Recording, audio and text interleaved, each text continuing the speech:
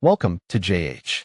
Vitality Magic Pro 2.0 claims to be the ultimate at-home neck therapy device, promising to banish tension, dizziness, and nerve inflammation with ease. It sounds like a dream, doesn't it?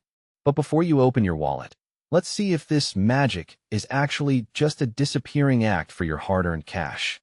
First off, the folks over at Trustpilot aren't exactly throwing a parade for this company.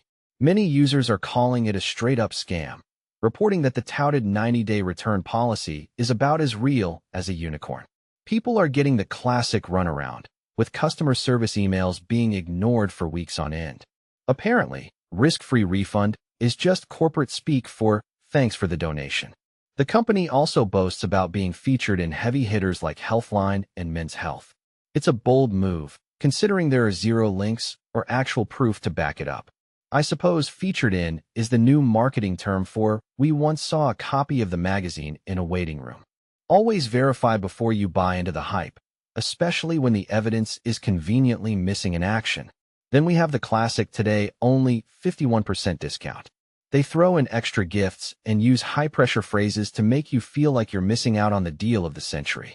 It's a classic psychological trick designed to make you act fast before you realize you're potentially buying a glorified plastic collar. If a discount is permanent, it's not a sale, it's just a trap for the impulsive.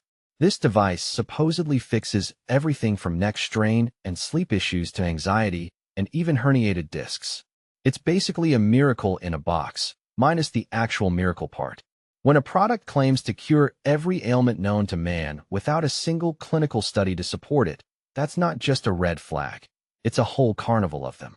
They even toss out stats like a 92% instant relief rate, which is a statistically impressive way of saying, we pulled these numbers out of thin air. So, is the Vitality Magic Pro 2.0 legit?